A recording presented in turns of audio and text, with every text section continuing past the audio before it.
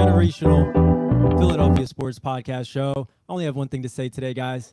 And we back, and we back, we back, and we back, and we back. That's the Sixers who are back in the series against the Boston Celtics. Big game 2 win last night. I know we're pumped. I know we're going to talk a lot about that game. First game 2 win in Boston since 2012 when a young Drew Holiday led the way with 18 points. We saw another young guard, VJ Edgecombe, enrich his name into NBA glory last night in Boston. Noah, I'm going to kick it right to you. I know you watched the game. I know you're all over it. What is your takeaway from our double-digit win in Boston? How do you feel now about your Sixers competing in this series moving forward? Now they got me again, It's different. Like I thought coming into the series, I thought, we might steal a game in Boston. Like you might sneak it out at the end. Like it might be close all game. You might steal one at the end, But the Sixers, after they got off to they were down in the beginning of the game, by 15 points or so. But after that, they fought back, took the lead, and after that, it was they kept them at an arm's length the rest of the game. It was impressive. I never expected that to happen. I thought the Sixers did a good job of taking advantage of the Celtics drop coverage. They were after coming off the screen, they would come up and take it seems like Maxey and VJ are very comfortable taking a pull-up mid-range. Or a little short floater near the rim. It seemed like they got to their comfortable spots on the floor for them pretty easily.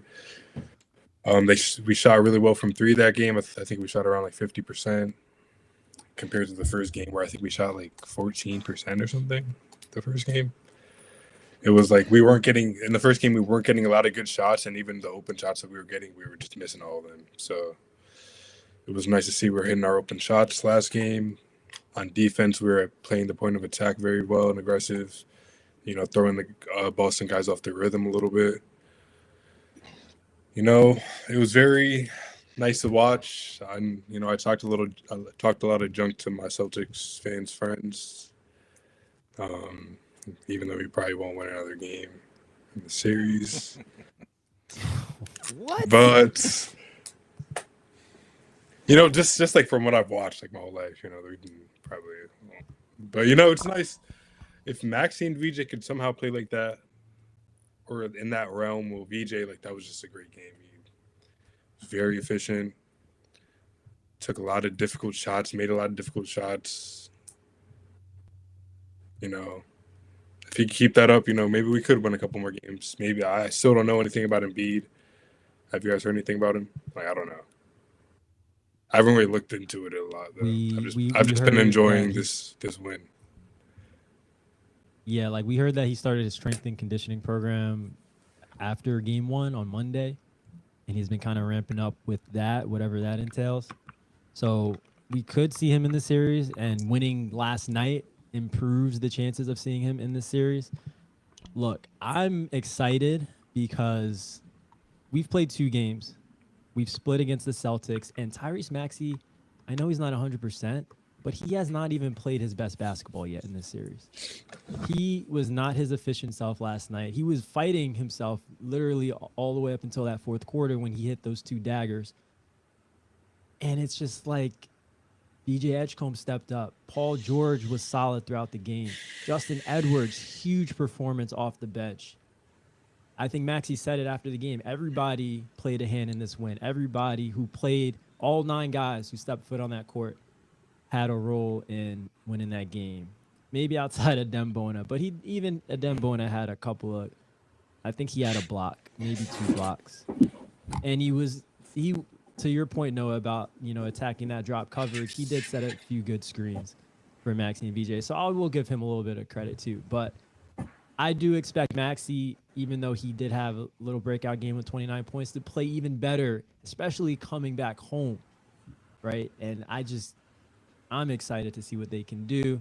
I don't expect, obviously, them to win the rest of the games in the series or anything crazy like that, but I think we definitely have a series on our hands now after last night's performance.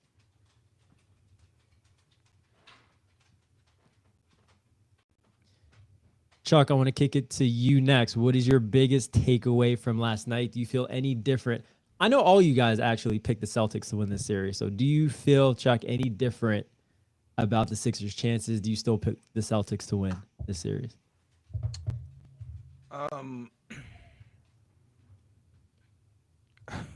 It's hard to say after the game yesterday. I'm still on cloud nine.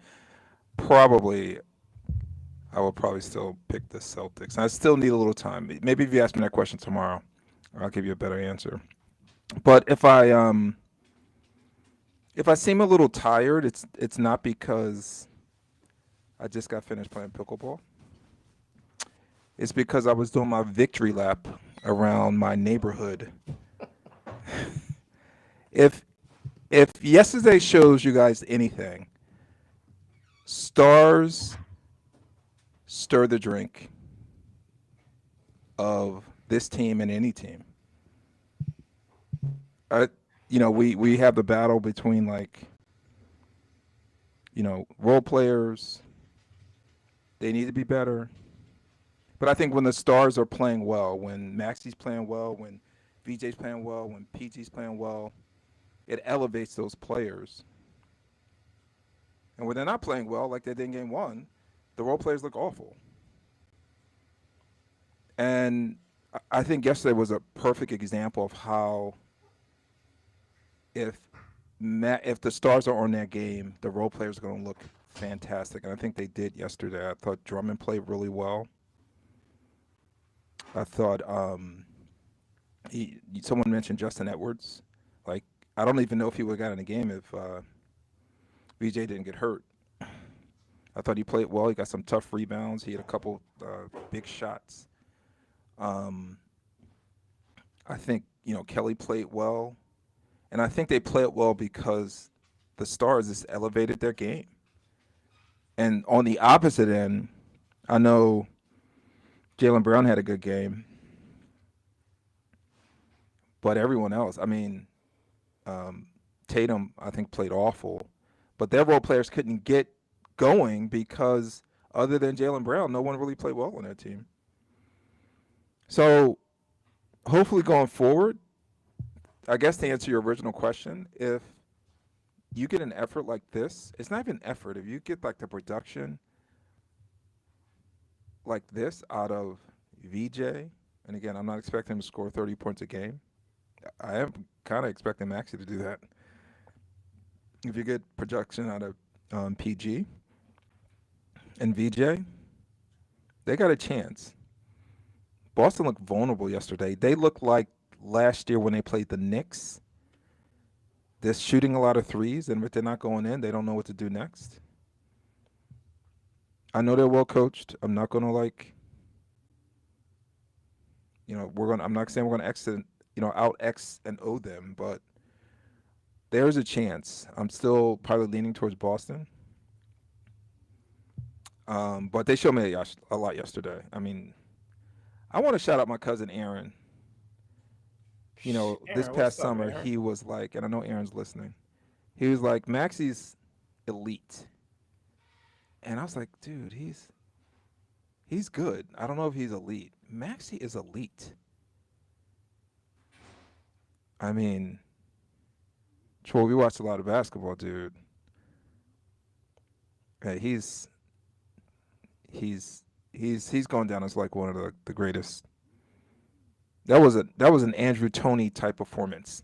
No, I don't. Yesterday. Not from Maxey. Not from Maxey. It was not. No. No. Because let me tell you something. I told Colby this. I guess it was the beginning of the fourth, middle of the fourth.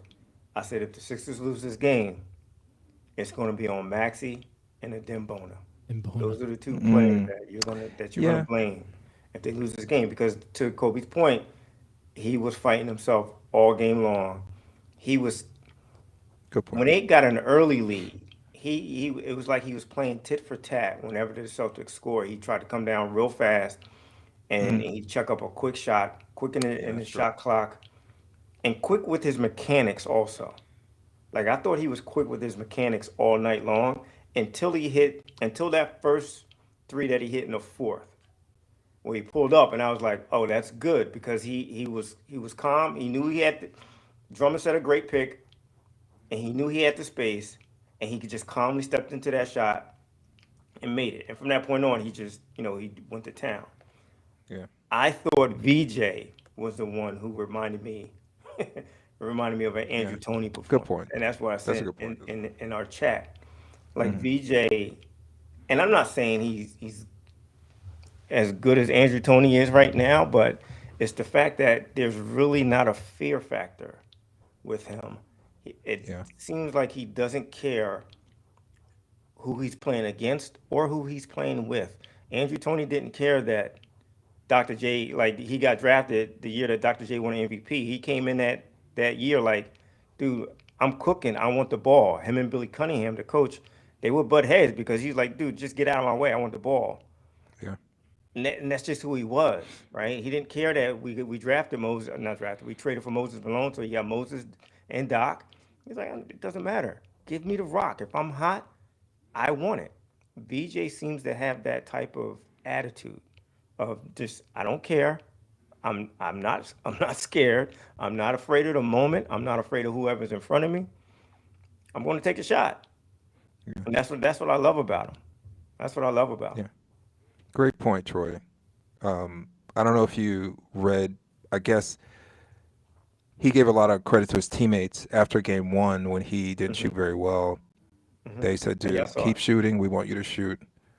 And just building up his confidence.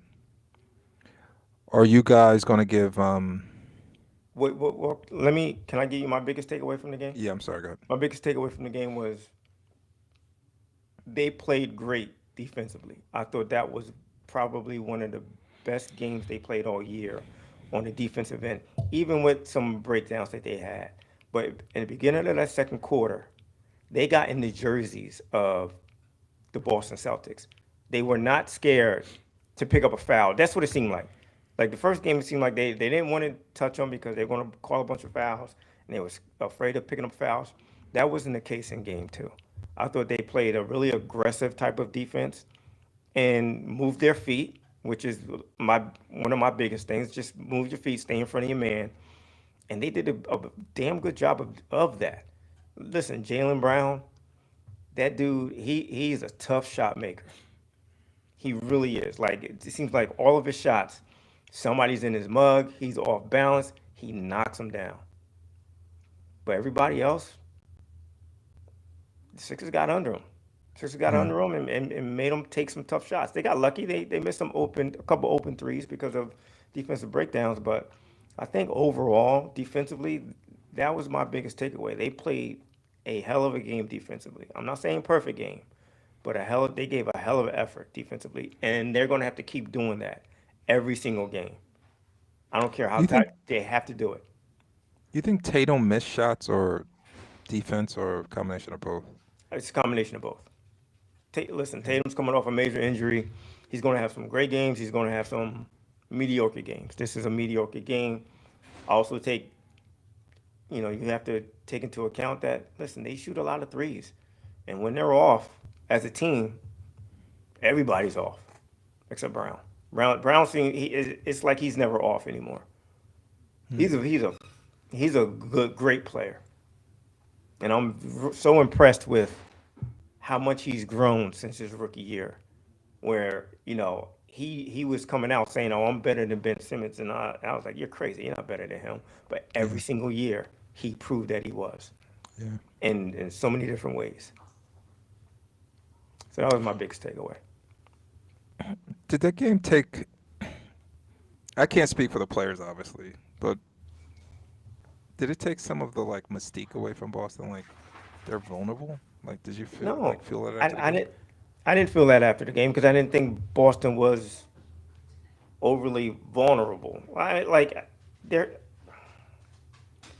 They're a good team, but they're not an unstoppable team in my opinion. Yeah. I don't How see much- an unstoppable team outside of OKC, and the one team that can stop them to me is the Spurs. But now with Wemby out, I don't know how that's going to work out. But Yeah. there's no team in the East that I think is unstoppable. I think every team could lose to another team Yeah. easily. How much credit are you guys going to give Uh, Nick Nurse? okay. I heard that he took the team to Harvard to watch film of game Mhm. one, made some adjustments, and it looked like it worked. Yeah, Um, how much credit are you going to give him? I have to give him a lot of credit. I have to give him a lot of credit. The three guys that I've been very critical of for most of the season: Nurse, Drummond, and Oubre. I have to give him a lot of credit. Oubre. Why are you Oubre. giving Oubre? Why Oubre are picked you? I up didn't know you two were giving quick them like fouls. He slack. picked up two quick fouls and had to sit down. And I just thought that gave him a chance to just sit down and watch the game and see how it's being played and figure out where you can help them. So he didn't come back in and start chucking threes. He came back in and he started going to the rack. And there were a couple of drives in there. I'm like, Kelly, give it up, give it up. And he takes it to the rack and he's scoring. And like I have to give him credit. Like when he gets to the rim, contrary to what my brother thinks, I think he's a decent finisher. I just think, sometimes he just makes some bonehead plays, but I think he's a decent finisher. And what I do like Yeah, I think about him is that he goes to the rack strong. So he's going to get a foul call. Like I'm not saying he's like Jerry Stackhouse when it comes to drawing fouls or Iverson, but when you go to the rack strong, the referees will reward you if you get hit on the arm or anything like that. He just has to go to the line and make his free throws. So I got to give Oubre a lot of credit, man. He played it. He can be an aggressive player. He played an aggressive game yesterday. Drummond, he I was ready to wring his neck again, like just get him out of the game. We, And we could tell by the exclamation points in your it text. seemed as soon as I said that, he just started playing a smart game. He was making good passes. He hit a three, That's true. and I think Noah and Kobe mentioned earlier, like the picks that he was setting in that fourth quarter were huge to get Oubre. I mean, to get Maxi and VJ open a little bit. So like, listen, he played a heady game, and that's all. That's all I want. Like I hate watching more than I love the Sixers. I love good basketball. So I hate watching a team that's just they play stupid. Sometimes Yeah. the Sixers play stupid. I have to give Nurse credit because the offense looked a lot better yesterday. They ran the 3-man weave, which I hated all year, but it's a lot better than the ISO ball they ran in game one. So I'll take it. But more than anything, it was defensively. There wasn't a Yeah. lot of overhelping on the defensive end like we saw all year. And also, and I hope they continue to do this, they ran a lot of offense on the side that Sam Hauser was on. Sam Hauser has a if you watch him play defense, he kind of overhelps when there's a drive to the basket, right? So if you could swing that ball to, and then he's guarding VJ, and it's the reason why VJ got a lot of open threes. If you could swing that ball to VJ, he can't recover back to him. So I would just continue to you play the high pick and roll on Sam Hauser's side, go to the basket, make him draw, make him come in, and just spam that until unless VJ's off like he was in game one. But if he's got it cooking like that, dude, I'm spamming that all day. Yeah, All day you know long. what? That's a great point. I don't think the Sixers do enough of that. Like hunting. Do you remember the Christmas game a few years ago when they played Boston and they beat them? And Maxey went off, and like one of the last shots of the game, he screamed at the Celtic bench, "Get Sam Hauser out of the game." That Was it Sam Hauser? awesome. I thought it was Pritchard. No, it was Sam I Hauser. do remember it. I do Yeah, remember it it. was I Sam don't Hauser. know. I don't remember who it was. It could have been He's Sam like, "Get Hauser, but I Hauser do out of the remember game." that. Get him out of the game. He Yeah. can't guard me. What are you speaking of? Dumb. What's your guys' take on like Dembona? Like he had moments the way he was protecting the rim. You can tell like they were thinking twice a couple times when he was near the rim, but he didn't play a really heady game. I don't think he scored at all. He was like the one player that didn't feel like he contributed a ton to the win. What do you think of his game? They I don't think they can go on without Embiid. I don't think they can go on like that without him playing well. Noah or Drew, you want to take that? I mean, Bona, I just feel like on defense he's a little too aggressive sometimes. I feel like on offense he can't. His hands are he kind of has brick hands on offense. Like sometimes he can't corral an offensive rebound or something, or a pass or entry pass to himself. He misses a lot of like easy looks at the basket, I feel like. But I like Bona. On defense, he definitely makes people think twice about going up sometimes. Sometimes, like I said, he's a little too aggressive. He'll like jump up. He'll jump at every pump fake, get called for a foul.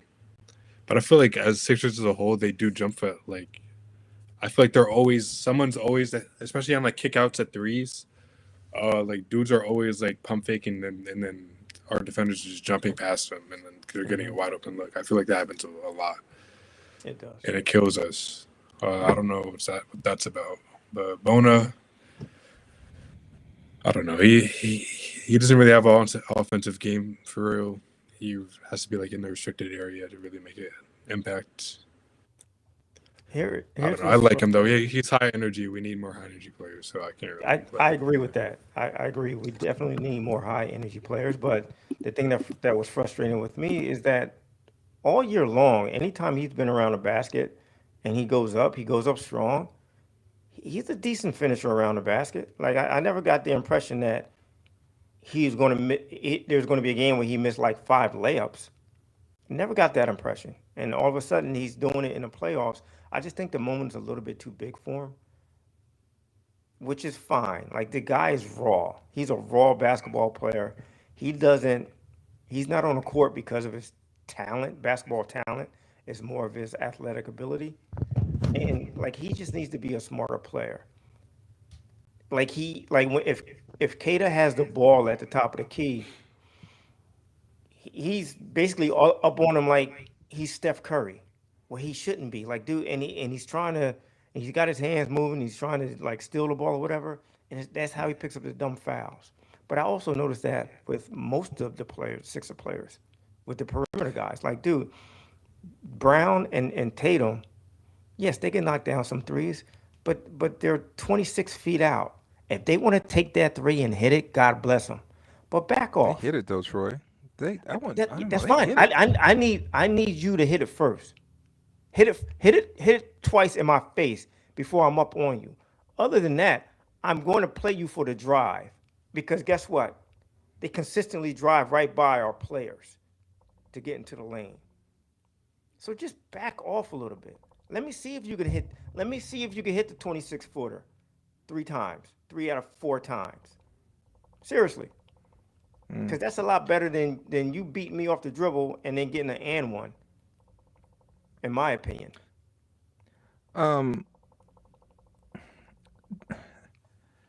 Just on Bona real quick. Bear with me here. I was talking to Noah about this the other day.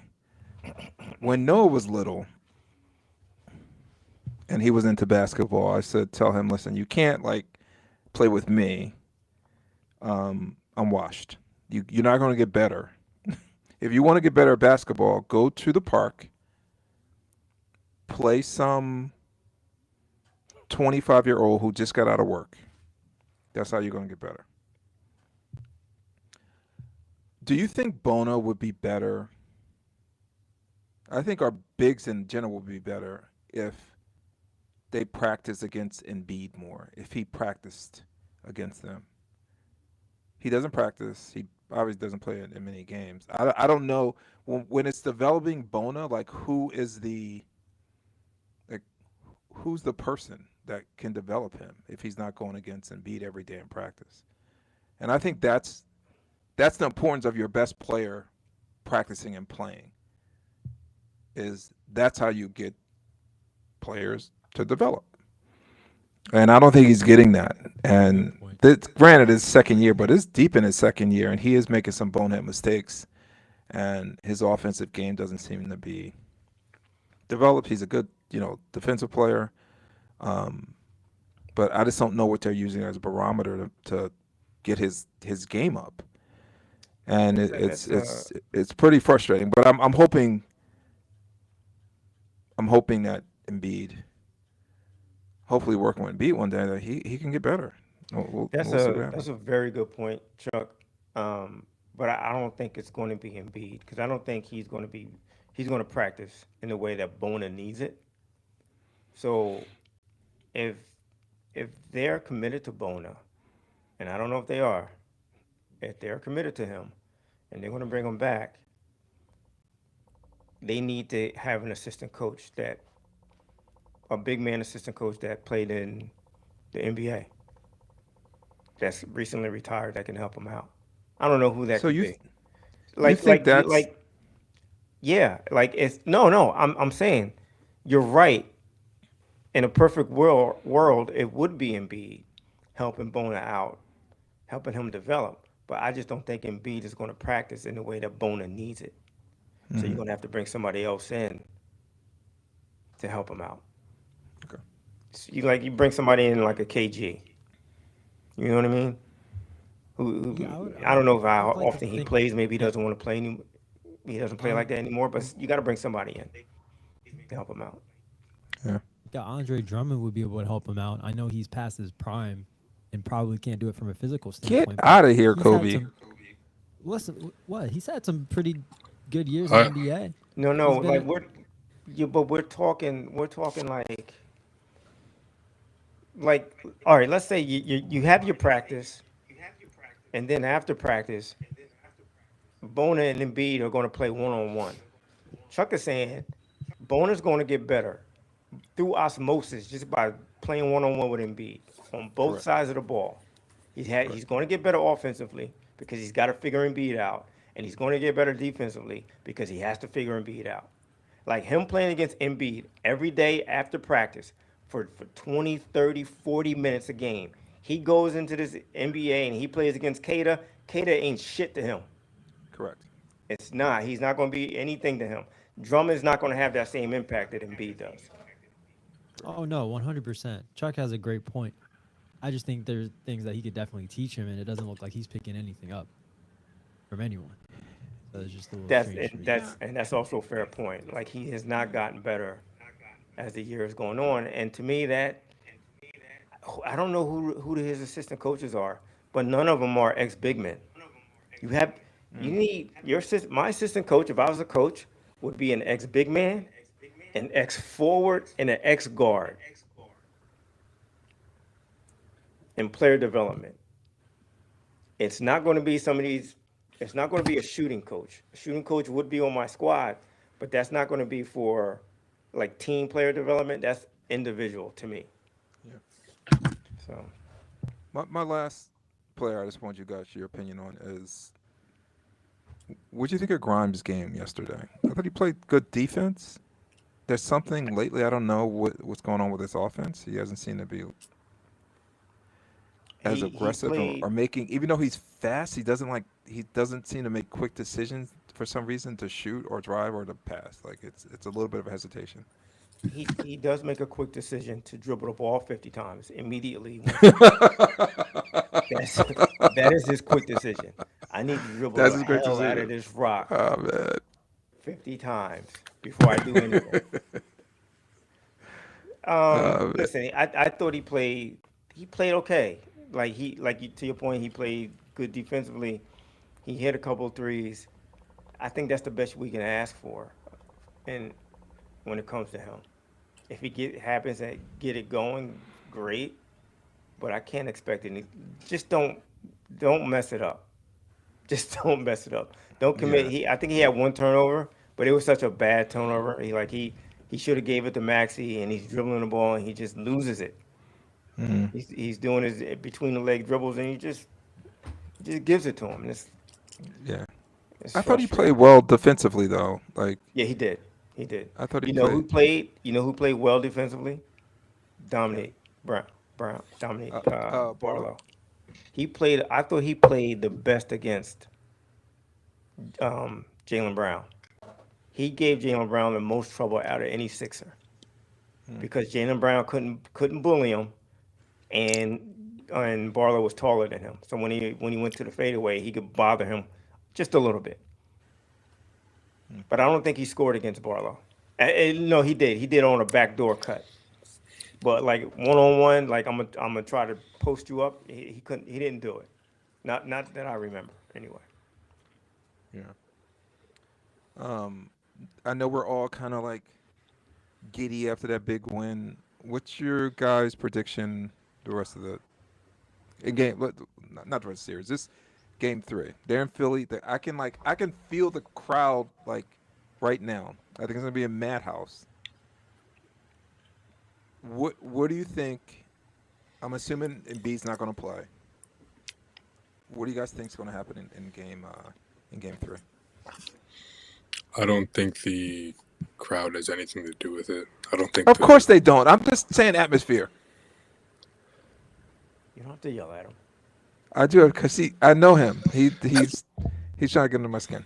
Bless you. I'm not at all. Okay. What's your take on just the game? I was trying to. I feel like it's about the team. Like I feel like Boston's they're not gonna be worried about the atmosphere that they're in. Like they've been here. They've won the finals. I'm sorry I said the atmosphere. They've won the finals. The atmosphere. You know, I feel like the team has to bring it again. Like they played with urgency, they played hard, they hustled. Mm-hmm. But like in the first game, they like started losing. They were like just like lollygagging around the rest of the game. You know, not pressing the issue. You know, I feel like if they play hard, play hard in defense. Don't settle for terrible shots. Talking to Kelly Oubre and Tyrese Maxey right now. Maybe we could win another game. Do you think they can replicate what they did? Is that tomorrow? Or Friday? It's Friday.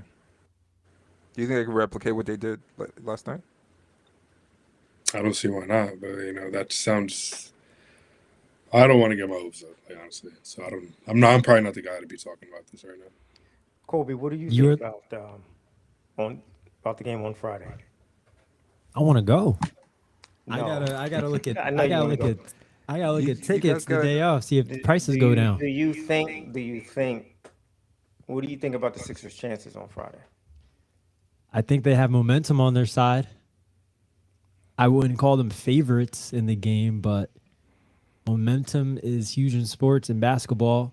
You're going home, last time you played at home, the place was rocking for the playing game. I expect that place to be even louder for game 3 against the Boston Celtics. So you have that home crowd at your advantage.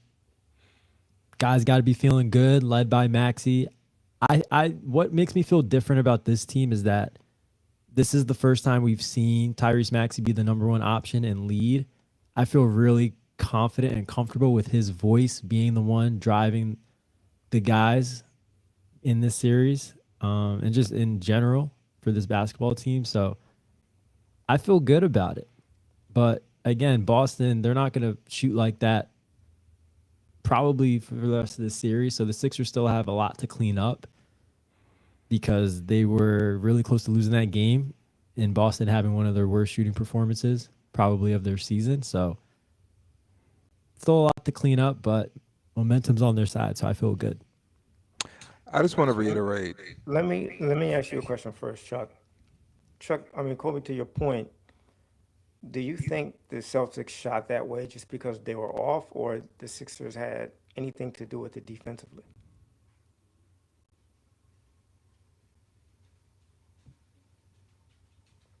Hello? Can you hear me? That question was for Chuck? No, it's for you. No, it's for you. Oh, sorry, can you ask it again? Yeah, do you think the reason why the Celtics shot so poorly was because they were just off, or because of the Sixers' defense? Their role players were off. Like I think Derek White and Sam Hauser, I saw them miss a lot of open threes that they usually make.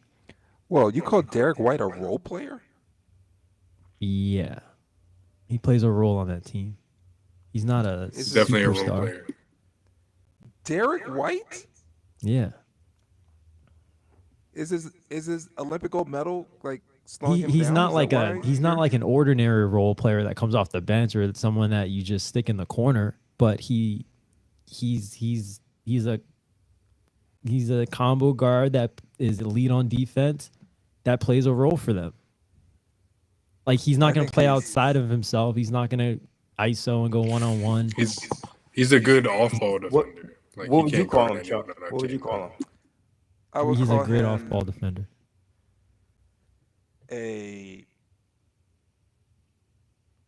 Probably like a second tier star player. don't I even think know he's what on that the means. like he's like a He's like Uh, a cheat. uh, That like Tyrese with- Maxey. Tyrese Maxey. no. is He's more like just what as Draymond second. was in his prime. Like that type of player. Not the defensive player that Draymond was, but Draymond wasn't a 100. Yeah, that's a good Superstar. comparison. but he was a very valuable player. I don't think anyone would call Draymond a role player when he was I in might his have. prime. Okay, without a doubt, Derek White is the heart and soul. I would agree. He's the heart and soul of that team, like Draymond was for the Warriors. But I think the reason why Boston was doing so well was obviously because of Jaylen Brown and Derek White. Derek White is a role player to me. You hush. Anyway, I think that it was a little bit of both, but I noticed that Hauser and White specifically were missing shots they normally make. I do think the Sixers did a good job of Tatum. Tatum had 9 assists in that game. I think they did a good job of getting the ball out of his hands and making him, pass the other guys. I mean, Brown had it going too, so he kind of deferred to him, but I think there were a lot of times he had to give up the ball because the Sixers had guys in the gap. They were showing him more attention and forcing guys like Hauser and even a Derek White, who's really good and you don't want to leave open, but forcing those guys to beat you outside of Brown and Tatum. I mean, Hauser shot, 8 threes in that game. He probably had almost as many shots as Tatum, and same for Derek White. So it was a little bit of both for me. I think the stars need to show up for the Sixers. I think if again, that's gonna be hard to replicate having VJ put that kind of production up again. It's hard to ask him to do that. But even if he's 25-5 and Maxey gets his 32 and Paul George gets maybe 23 to 25 points, I think that's enough to elevate the team and elevate the other players. I think they have a chance. If we're depending on Drummond to have another game like that and the other players don't come through, they're going to lose. I think the good news is, and what kind of Troy kind of mentioned, like, Grimes didn't have a great game. Bonin didn't have a great game. Like, if they just give us a base level, again, stars have to play, but if they give us a little bit more than they gave us in this game, I think the Sixers have a chance to beat Boston. They seemed, for me, that mystique came off a little bit last night. But I think they're beatable. Definitely. why didn't you think they were beatable before? True, after that first game, it was hard to be like, yeah, the Sixers has a chance. It was just difficult. Like, Boston hadn't played for a week, and even when they didn't even play the last game of the season. It was probably over a week they didn't play. They were rested, but their timing couldn't have been that great. The Sixers had a little bit of time off. It wasn't like they were playing a back-to-back or anything, and Boston came out and just seemed just more prepared and wanted that game. I think that was the key. The last phrase you said, they were just more prepared Yeah. to come in and play a playoff game. The Sixers were not.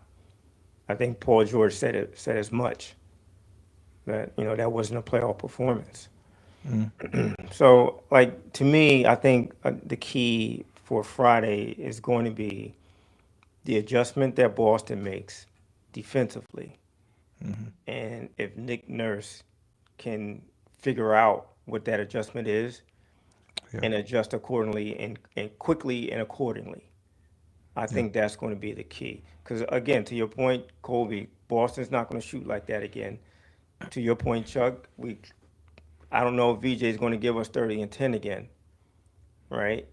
They are home. Chuck, you always say, role players, they play better at home. So listen, if Bona was 0 for 5 on layups, right? If he makes his layups, that's a That one dribble comfortable drive. win Oh my yesterday. God.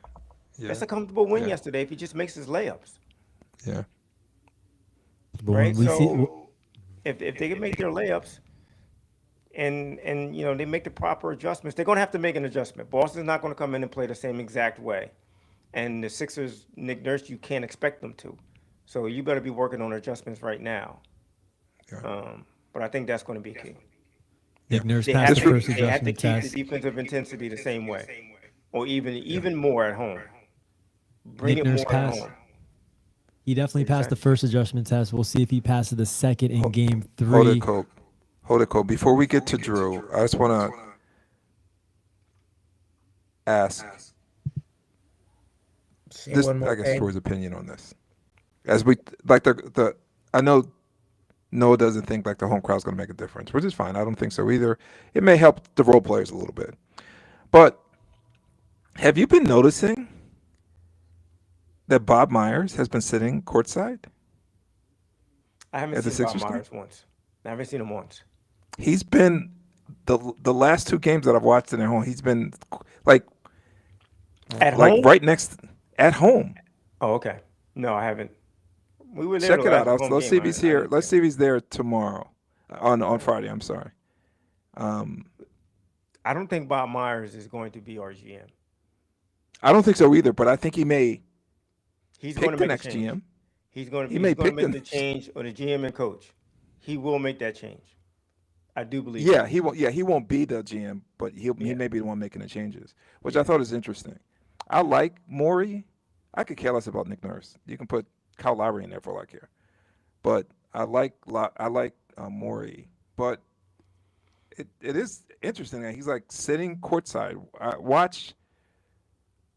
I'll point it out if I see him on Friday. I just thought that was interesting that he was he's been at the last few games. So Nick Alright, Nurse Coach, can I'm go a long way to make me want him to stay as Sixers coach in this series if they keep playing the way they did in game 2. But we're going to kick it to Drew after some of that Sixers talk for some pop culture updates. Drew, what do you have for us today? Welcome, world. welcome. So, so I'm going to talk about Las Vegas, April 18th, Saturday, April 19th, Sunday. WrestleMania, Part 1, Part 2. And specifically, I wanted to give a special shout out to Brock Lesnar, who is hinting at retirement. Former UFC champion, former alumni at the University of Minnesota, NCAA Division I heavyweight champion, Why do I among think other he's a Trump champions fan? amongst the list. Why does that? Why do I think he's MAGA? Probably, yeah. I mean, but we're not going to talk about that. We're just here to talk about Brock Lesnar, the athlete. I may or might not edit this out after I do some research. Go ahead. So, yes, hinting at a possible retirement. Someone who's a crossover athlete, someone who's made his impact at the University of Minnesota, then going into the WWE, then going to play football briefly with the Minnesota Vikings in spring training, then going to Japan, back to WWE, and no, to UFC, then to the WWE, and then now hinting at a retirement after laying some of his clothes at the ring against his opponent Obafemi. Shout out to Brock Lesnar. I just want to He give was a shout. he was a heavyweight UFC fighter, right? Yeah. Yeah. He defeated Randy Couture for the title. So Yeah, shout that out guy to- is huge. Yeah. Can we shout out Jade Cargill? Yeah. Jade Cargill. Yes. She lost, didn't she? Yeah. Shout out. Speaking of WWE, shout out Who's that? Speed. I Shout out show Speed. Speed. Yeah, for making his WWE debut. He's going crazy right now on social media. He's probably the most popular social media person in the world at this point. I Show Speed is an internet personality for the elderly podcasters. Yeah, And you got who is he's got this? like 1 million followers. I Who show is it? Speed. His name is Show Speed. Speed? He's I Show Speed. Speed. Oh, Speedy? Speedo? No, not Speedy. Not Speedy more. Oh, No. okay. No. You've probably seen him before. He like does a bunch of backflips. He's a big Ronaldo fan. He does like a He's lot all of. over the world, all over the internet, doing crazy stuff, doing like dangerous stuff Yeah. that like you shouldn't do, but he's like doing it. Sounds like a What I smart like young about- man. Yeah. I've never been this quiet on the podcast. You've never been this quiet, period. I don't know what is happening. WWE and UFC and Speedy. What's his name? No, so there's Speedy and there's Speed. There are two different people. Speedy is a podcaster, I journalist. Show Speed is the influencer. Yeah, Speed is Ocho Cinco son. Ocho Cinco son. he's something else. Well, Drew, thank you for that pop culture update. Want to talk more about the NBA, fellas? Want to get into the No. I have a little pop culture update myself. Nice. Oh. Speak, baby. Oh, I just want brother. to say, you know, Drake's album's coming out in like 2 weeks. Oh my Ooh. God. Hey, why is that an issue? Why is that an issue? It's not. Go ahead. I'm not What's a that? big Drake guy. So, but you go ahead. Why not? I don't know if he writes his own music. I don't have a problem with that if he doesn't write his own music. I have a Well, problem that if he doesn't he's play his a artist. hip hop artist, I have a problem with that. I do, as an old head. Many hip hop artists use writers. So. You Many- think Jay-Z many writes do. all his lyrics? Kanye uses writers. I would have to say yes. Lil Maybe Wayne. not all of them, but I'd say 99.9% of them. He may get Isn't some his- idea from someplace else, but a lot of Jay-Z stuff is off the top of his dome. Yeah, he freestyles. impressive. But he's also very derivative. A lot of his music is very derivative. And again, he's been accused. Okay, and that's fair, but how much does Drake freestyle? Anyway, go. Yeah, Say what you're go gonna say, ahead, Noah. baby Go ahead. brother. Oh, I just want to say, like, it's, you know, this is very highly anticipated album coming up. When's it No, coming just out? first- When's it dropping? May 15th, I think. So like You know, this is the longest. This is the longest hiatus between albums he's ever had in his career. He was. You know, he there's was a lot keeping of his stuff that's wounds, been going right? on. Yeah.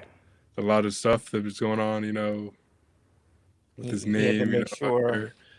He had to make sure his ghostwriters were on top of their game. You know, he had to come Let's back relax. strong. Let's relax. Let's relax. I'm just saying. Quentin Miller. Kanye.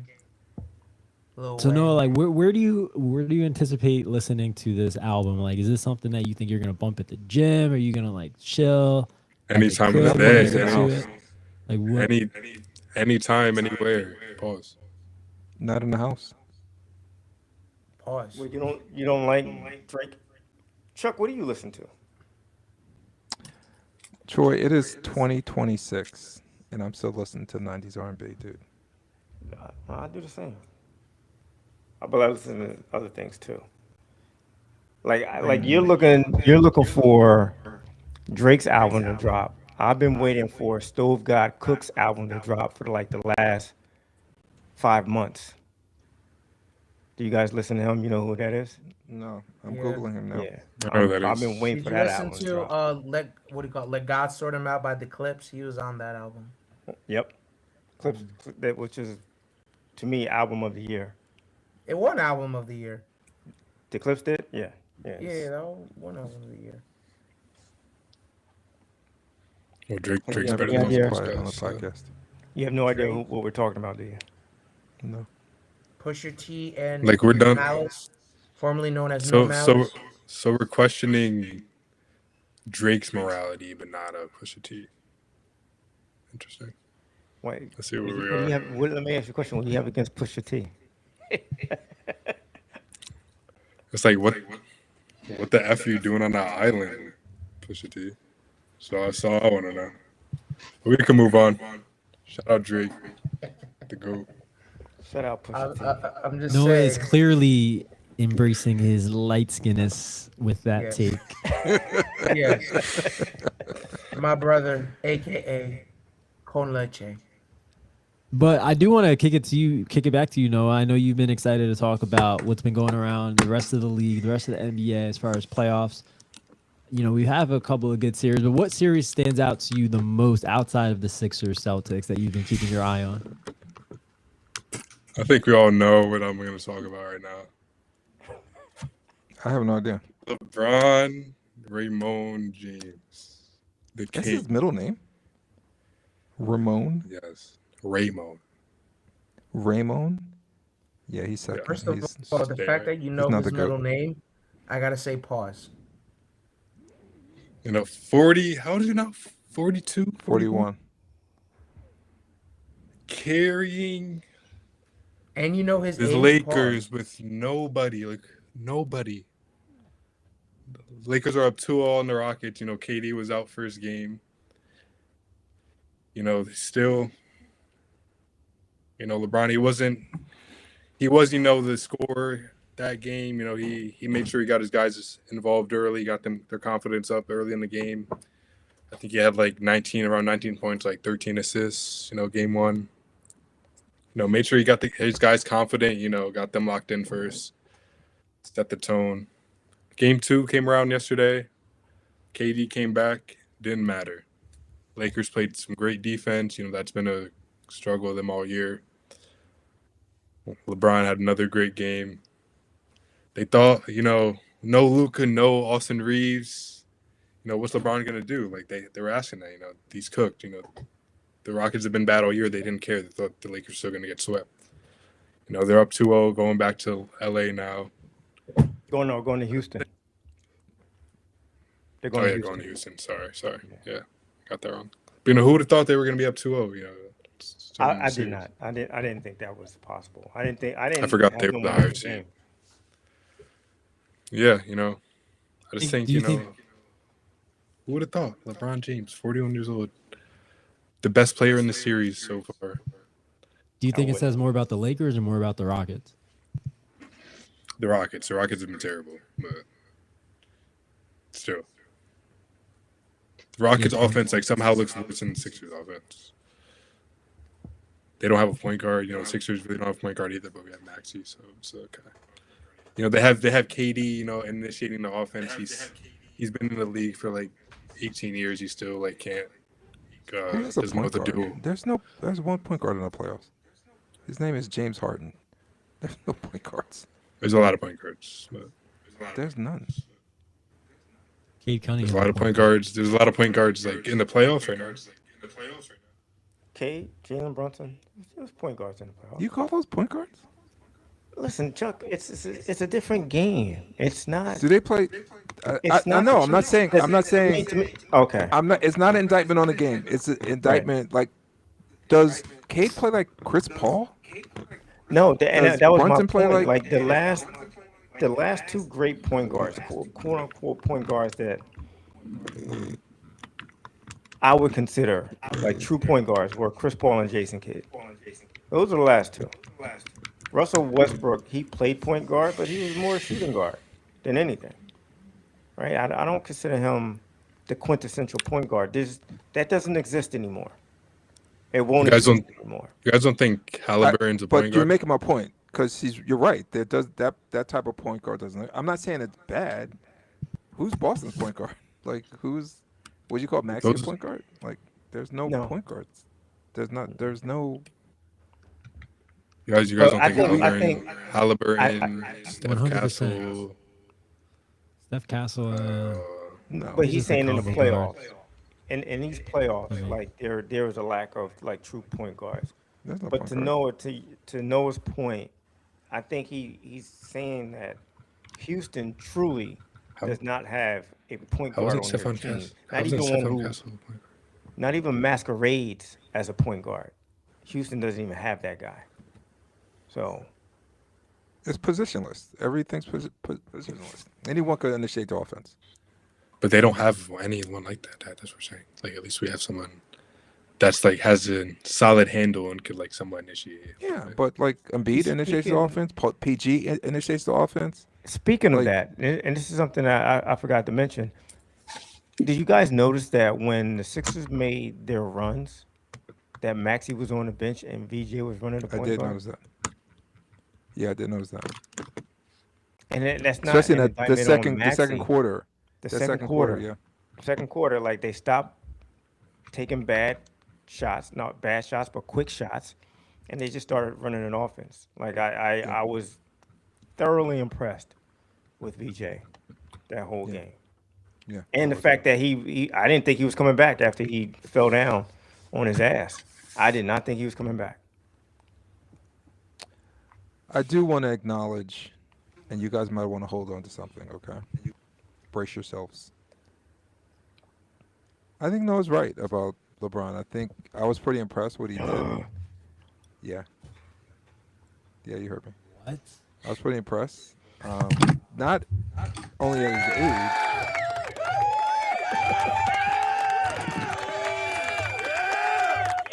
Relax. Wow. But being that team shorthanded and he was able to carry that team, I was pretty.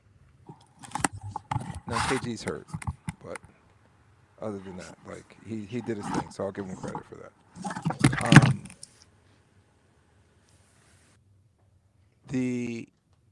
The other thing is, I don't think that win over Orlando, and I know it's been a week and a half. That win is looking better and better as Orlando, just beat Detroit. They might. I know they play them tonight. I'm curious about what's going to happen in that series. So, that was a good win. I know a lot of you got called it lucky, but it looks like it's going to be a pretty good win on their resume. I do agree with that. Especially after seeing how they played last night. I think how they played defense last night was how they played defense against the Magic in that playing game. Yeah. And I think you're right. As time has gone on, I believe that Orlando, they're going to be a tough out. And listen, if the Sixers keep playing defense like that, they show they could stop the Celtics. Let me relax. I don't want to get ahead of myself, but Go ahead, Kobe. I'm You can say excited. it. I'm excited. I'm excited. I'm not gonna get ahead of myself. You should. I still say Sixers in 6. I'm the only one who predicted that, so we'll see how that pans out. Good. But Is there anything else in the playoffs though that you guys liked happening outside of the Sixers that kind of stood out? I'm just curious. I haven't been like those late games. I didn't watch the Wemby game last night. You know he got hurt, right? Anything that standing out? You know he got hurt, right? Yeah, I know he got hurt. Yeah. Yeah. I like Wemby a lot, but I'm rooting against San Antonio. I know because I don't want anything to happen to Wemby. I know because of us, because of me, basically. Correct. Because of me, I get it. Yes. That's understandable. Exactly. I thought Scoot Henderson played great, and I was telling Colby, I was like, dude, like he was all over the place early in that game, and I was telling Colby, dude, I haven't heard his name all year long. I forgot he was in the league, Me either. Me too. and he played absolutely fantastic. Which I'm glad to see it because I think there were a lot of people that were like ready to put the bust label on him. Dude, But I he's a forgot good Dame player. was on that team. Yeah. I saw him on the bench. I forgot Dame was on the squad. Nothing stands out to me. I'm not shocked by any of the like Detroit losing. I'm not shocked. I'm not shocked that the Knicks lost. San Antonio being up 1-1 makes sense if Wemby is only playing 12 minutes. Yeah, nothing shocked me. Minnesota should beat Denver. I don't know what their deal is, but Minnesota seems to have Denver's number. They put Jokic and Murray like a prolific pick and roll team. But when you see other teams put those two guys in the pick and roll, How can you be so good at it on one end and so putrid at it on the other end? I have no idea. Interesting. Interesting. Yeah. No idea. Yeah. But other than that, I think my son's coming. Something's Kobe's going. crashing out right now. Yeah. What did I say? Nothing. I don't know. What did I say? I don't know. He's Um, crashing out. all right, but He's like, anything else? No, anything else about the NBA playoffs? No, bro. Do you guys think this Philly will ever win a game ever again? The no, Phillies? we're not towards it. That wasn't on the agenda. Yeah, but like, listen, your dad is only going to talk about the Phillies when they start winning. As long as they're No, we losing, can't talk about it. we'll But there's a never, we draft. will never There's talk a about draft the Phillies. tomorrow. There's a draft tomorrow. You guys want to talk about that? Well, listen, the Phillies are never going to win again, but your dad's okay with it because the Mets are never going to win again either. So as long as the Mets lose, your dad's fine. He doesn't care what the Phillies do as long as the Mets he's- lose. He's got a point. He's got a point. He's got a point. You all right? We're transitioning into Eagles draft. I will sit here quietly and listen to you guys. Just my overall thoughts about though. I think the Eagles are going to. They're going to have to. They're going to have to start shifting some money to defense. And I think they're going to go offense. I don't know. I'll be honest, transparent. I have no idea who these players are. But I think they're going to go offensive line. They're going to go maybe wide receiver, maybe tight end in the first round. I don't know who's out there, but I think that I think they're going to go offense. That offense makes too much money. I know AJ's going to go, but they need to start paying some of the defensive players. So I think they're trying to get some young, inexpensive talent through the draft on offense. So you think they're going offensive line? I mean, they have Probably. the 23rd. They have the 23rd pick. Mm-hmm. Are they going to find Lane Johnson's replacement with the 23rd pick? So there's a guy out of Clemson that they're projected to take in a couple of mock drafts that he would ultimately replace Lane Johnson. Who is that? What guy is that? You gotta pull up his name. What are you guys seeing as like I don't know. Troy, to answer your question, if they had the draft in my living room, I wouldn't know who these players were. I don't know. Like you're saying, could they find someone at 23? I have no idea.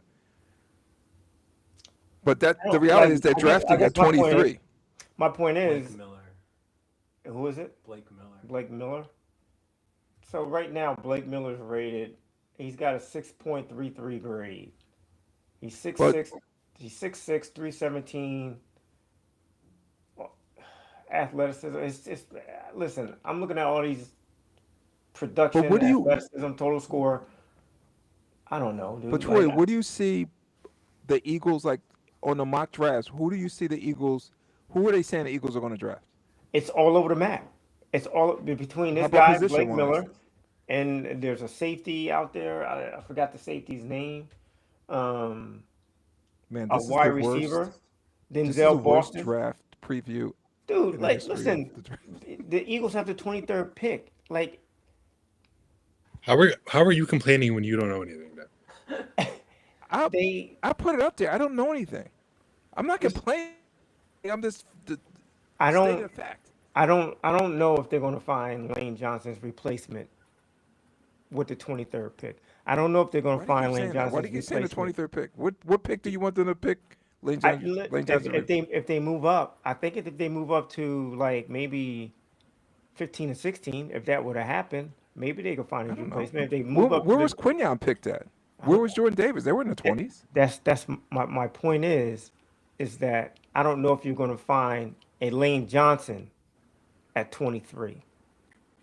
You can find a Lane Johnson at 3, like we did, but at the 23rd, I think because I think there's always an abundance more of linemen, I want to disagree with you, but you keep saying like the person they picked doesn't have to be Lane Johnson. They didn't be just a functional At the Offensive- 23rd pick, you can pick the 10th best offensive lineman. Okay. But also at the 23rd pick, you can pick the 3rd best safety. I guess that's my point. Like, I would much rather have a top 5 safety at the 23rd pick than the 10th offensive lineman. The 10th best offensive lineman. That does remind me of your quote. Because the Eagles have so many different needs. They have a lot of needs, right? So I just don't think they're going defense in the first round. You That's might be fair. right. Maybe they can get the. That's fair. But, like, would you rather have the 10th best offensive lineman in the draft or the 4th best receiver? Oh. Knowing you need Yeah, a receiver. fourth. Yeah, I get you. I get You know what I you're saying. mean? Like, so Yeah. I don't know if they should go offensive lineman with the 23rd pick. And maybe you kind of push that off to next year. You draft offensive lineman, but if you can get a better receiver or a better safety guy, I'd probably go that route. All right. And then hope that offensive lineman can drop to you in the 2nd round. But I guess my point is, in layman's terms, I'm going best player at any position. That fits my needs. Defense or offense or defense? Offensive defense that fits the needs. I'm going best player at the position at any position. I agree with the philosophy. I think they should go offense though, but Okay. I think they should pick the best offensive player, whoever that may be. That's fair. Jordan They Tyson, can't. who's been projected to the Eagles in a couple of mock drafts. The Giants are apparently all over him, and they might take him with their top 5. Yeah, he's not Jordan Tyson. He's a cornerback, right? Wide receiver. Wide receiver. I'm sorry. From Arizona State. Oh, Arizona State. So the Eagles could get Denzel Boston, who's like considered the 5th best receiver. Like, he could fall to the Eagles. I don't think he's like a first round pick like for us. You don't? What about Casey Concepcion? Like I feel like these are guys that would be a reach for us to take them. Okay. And like Concepcion, like he's not like the type of archetype that we need. Okay. In what way? What do you mean by that? Like he's more of a smaller guy. Yeah. You know, if we're getting rid of AJ, then like I would like Yeah. a more big, physical. That's true. Well, Denzel Boston's that big physical, so you'd probably take a look Yeah, at but him I at don't the think second I round. don't think he's like a first round talent though. No, I'm saying you'd probably take a look at him at the 2nd round. And Yeah, sure. Where's Mekhi Lemon projected? I don't know if he's going Like- to be there, Like top 10. Yeah. I don't know. I feel I don't like know who I've heard a those lot of All people these are. guys usually I feel drop. like a lot of people are worried about Jordan Tyson's like injury. Like he has like a lingering like knee injury or something like that. I'm not sure how far he'll drop because I think he's like probably the most talented receiver, of the bunch. I would love for the Eagles to get him somehow if we get rid of AJ. But I don't see the Eagles. I don't see the Eagles like getting rid of AJ before the draft though. So I don't. Yeah, don't they know. won't do that. They won't do that. Are there any tight ends worth taking, and do you think the Eagles may take a tight end in the first round? I mean, there's Kenyon Sadiq from Oregon. He's like a very athletic. He's kind of short, but he's very Six- athletic. He ran 6'3". like a 4.4 40. Like I think it was the fastest tight end 40 ever, or something. He's very athletic. He's a solid blocker. Where is he I projected to go? mean, probably like around where we're picking. But I don't know. I feel like tight end's not like what we should use with our first pick. We have Goddard back this year. Would you No. take a run, even though we have Goddard back? Would you take a run at Pitts? Because I think Atlanta's open to trade him. He's I mean, he for got the franchise. right price, yeah, sure. Yeah, I wanted that's why I wanted the Eagles to draft in that I draft. always like that. But they got Smitty, so like that worked out well. I didn't think Smitty was gonna like fall to us. So. Do you think the Eagles are going to take a QB on day 3? I mean, they typically like always do that, like they did that last year. So I wouldn't be So surprised. that's a yes. Is that a yes? Yeah, sure. I don't know. Am I going with Troy's philosophy? Would you guys take a run at Anthony Richardson at all? Bring him to the quarterback factory? No. What No. what quarterback factory? The one where we like make them run the same basic concepts all game and like Listen, I didn't make drive this them is how we insane. wrote- This is how we talk when Harry Roseman says quarterback factory. No. That's all I'm saying. You wouldn't, Troy? You said no, Anthony No, I Richardson. I wouldn't. I would take know- him and turn him into like our next tight end. Yeah, if you want to get a tight end, sure. Oh. I would like a quarterback who can actually help Jalen along also. So that's a veteran quarterback. Wait, don't we have the We redhead got- in there We now? got Andy Dalton. Yeah, Andy Dalton. All right, so like maybe he can help. I think he can help Jalen. Yeah. He's kind of undersized too, right? He's not that tall. Listen, if you want to bring in Anthony Richardson, fine. I like it. Don't look like I you're know. doing me a favor, Troy. No, I'm trying doing you a to get the favor. quarterback I will do factory you a going. favor. You can have your Anthony Richardson. This is what it would be like if you and I were running a team. You want to bring him in, fine.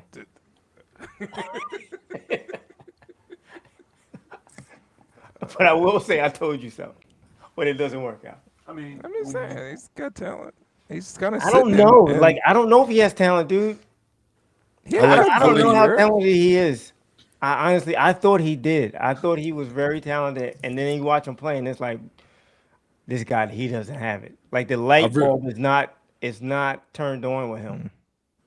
Yeah. So I really like Anthony Richardson. Like I want him to be great, but like it's not you there. and like these other Eagles fans are talking about like, oh, like let's get Anthony Richardson and see what he could do. Like you guys believe in that, and then instead of thinking that was like, an original thought. That was an original thought. That was okay, well I've nothing heard to a do lot with of other people Eagles say fans. that. I've heard a lot of people talk about that. Like you guys think that's like a like you guys would rather like take a chance on Anthony Richardson who has never like flashed being a consistent quarterback. You guys would rather that than like just let Jalen Hurts. The quarterback factory. I thought we could bring him in. First of all, stop saying you guys. I'm just giving Chuck a bone here. It's all him. He wants Anthony Richardson on his team. Please stop saying you guys. I'm just Sorry. asking questions. That's it. well, draft is tomorrow, so we'll see how that pans out, guys. I know you wanted to take a look back at an old Sixer game, Oh my and God, don't yeah, call it an LA old Chance- Sixer game. Huh? Yeah, listen, we're getting the cue from Drew. We need to wrap this up. So Chuck, let's get to it. Okay. What do you want to talk about? I want to talk about the beat LA game, Mm-hmm. which was in 1982. Right. Last time the Sixers However- beat the Celtics. Yes. However, we need to go back to 1981 Yes. to talk about 1982. Correct. I'll talk about 81. Sure, if you want to talk about 82, that's fine. Okay, so in 1981, Sixers were Eastern Conference champions, defending Eastern Conference champions. They lost to the Lakers, Magic Johnson's rookie year. So they go into 80-81 season. They're playing Boston in the Eastern Conference Finals. They are up on Boston 3-1. I'm thinking, again, this is little Chuck. I'm thinking, oh, this is great. We're going back to the finals. And this is, Bird is not yet at the peak of his powers yet. He Who? was Bird. Right. He wasn't at a peak. He was good. He was great, but he wasn't like 85, 86, 87 Bird. Right.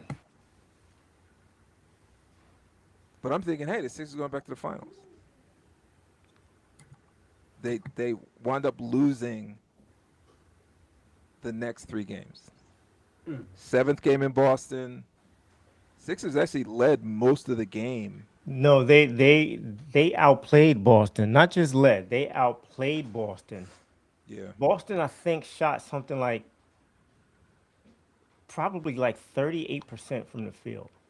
Yeah. And again, this is not the this is 80 this is 81, okay? This is before the beat LA game, okay? This is a year before. They outplayed Boston, but Boston comes back and they win the game. Devastated. Next year, Well, hold on. They won the game. go ahead. They won a game in the last 15 seconds off of, I believe it was a turnover Yeah. or a missed Sloppy shot. And Bird comes down and hits a pull-up bank shot from like Oh yeah. like 20 feet. And he just Correct. pulls up, hits a bank shot. And Yeah. I just remember running to my room and tearing down any picture that I had of Larry Bird crying with tears in my eyes. And then, like the last play of the game, Doc throws, or Bobby Jones throws an inbound Throws a pass, and alley-oop to throw an Doc. alley-oop to Doc, and it was just too high, and that was the game. Yeah, it was a game. So they lose in 7. After being up 3-1, they lose in 7. Yeah, it was in 7. So was it? It was pretty devastating. Was it more on Billy Cunningham was the coach, right? Yeah. Would you say that Yes. you would give more of the blame to Billy Cunningham or more of the blame to the players and maybe having a choke job? Well, we were pretty young back then, Cole. But it wasn't like we were breaking down footage of the Right. game and then like And if we were if blame. if I can remember correctly, I think every single game was close. Like I think No, it the was a Sixers blew them blowout. out in game. There was Sixers I'm lost talking about game there was a 1. blowout. Once they went up 3-1, I think every game after that was close. And what I mean close, like 1 or 2 point game, unless Boston won. Okay. Maybe Boston won handily in Game 5, but Game 6 was close, and it was the same Yeah. thing the very next year. Yeah. Like I think we got blown out by almost 30 that Game 1. Yeah. Does that sound right? Yep. We got blown out in Game 1. We won, So- and then we win 3 straight. Yeah. So Again. after they lose that series 3-1, they go into the next year. Same position again, Eastern Conference Finals, up 3-1 to Boston. Boston blows the Sixers out in Game 1. Sixers win 3 straight. Boston fights back. Again, Bird is coming to his own at this point. Did you know he was going to be that good? Like you saw it coming though, right? You saw Troy? it coming. You saw it coming. You saw it coming, and you couldn't stop it. It was coming. Boston wins the next 2, and we got another Game 7 in. Right, but do you remember Game 6? It was in Philly. If you don't remember it, there's a reason why. I don't remember. The reason why is because we didn't sell out the game. So back then, if you didn't sell out a playoff game, You didn't watch it. You could- didn't see. ownership could say, we're not televising this. And they didn't not televising televise Game 6 of the Eastern Conference Finals. You didn't watch it. You had to listen to it on the radio. Listen to it on the radio. Again, the Sixers were winning for most of that game. It was kind of back and forth, tight, and Boston started to take a lead at the end of Game 6. I just remember at the end of that game, me and my brother sitting there listening to it, and you realize that the Sixers were going to lose or about to lose, and I remember behind my sofa just crying. Game 6, yeah, because they're going to Game 7 in Boston. Because it's like they did the same exact thing again, 2 years back to back, and no one in Philadelphia, the fans, No the one. media, gave them a shot. The national No, but media, my dad, it's nobody. over. Nobody gave them a shot.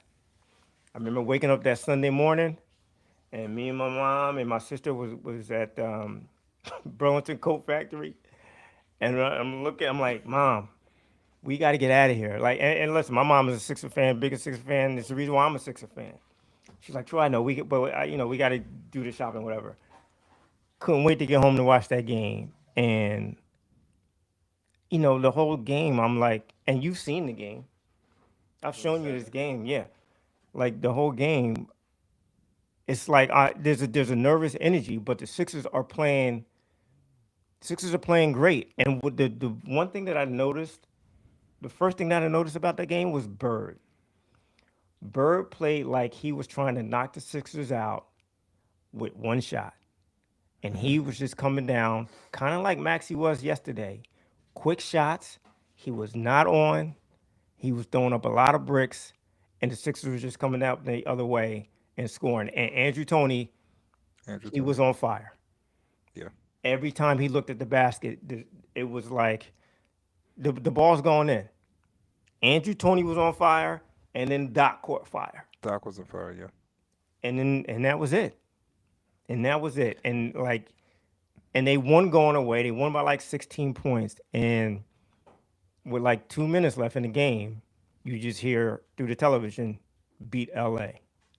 And it was just like, it almost brought tears to my eyes that the Boston fans were actually saying that.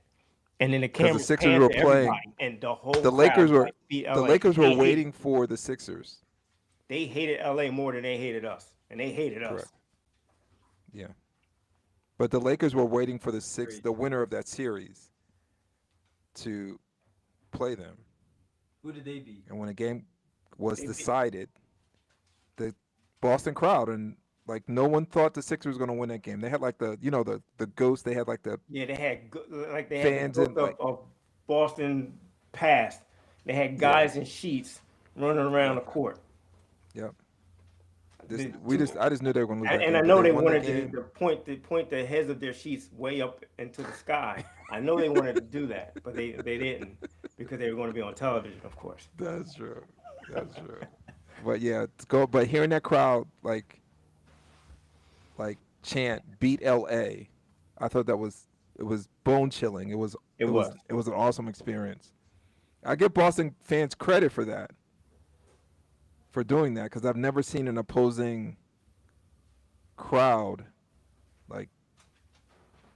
basically pump up another team to go beat another team. It was pretty awesome. Especially you get to see that game on YouTube. I think I showed it to Noah, but he didn't really watch it that much. No, you got to watch that game, Noah. Yeah, Drew, you got to watch the game. And I think Andrew Toney's nickname came from that game. Did he have the nickname before that? I think he had it before that. He had it before that? Yeah. Okay, yeah.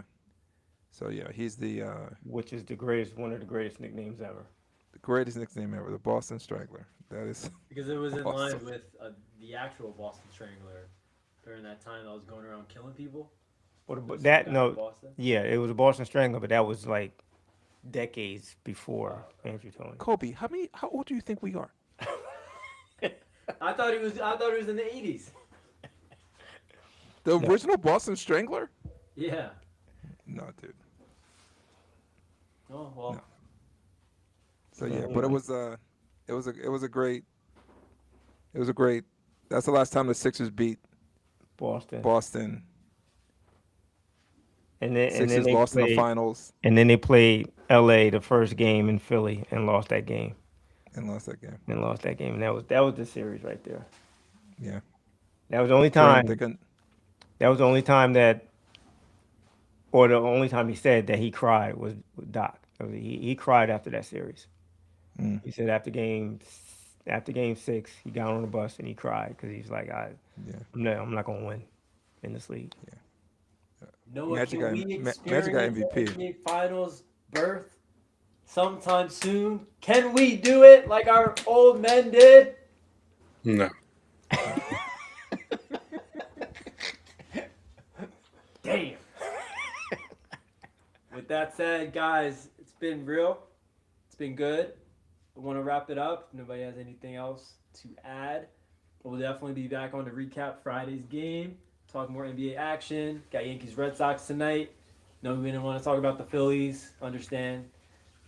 They've been trash. Yeah, we're not talking. So we'll put that off. But can't wait to see what the Sixers do and how the rest of these NBA playoffs do. Make sure you guys like, subscribe, follow us on social media. Stay tuned for more episodes and more content. Take it easy. See you guys. Peace, fellas. Good night, Drew. Drew, you look like Sleep, you're sleep, looking for sleep something. well, Drew. Powered by Riverside.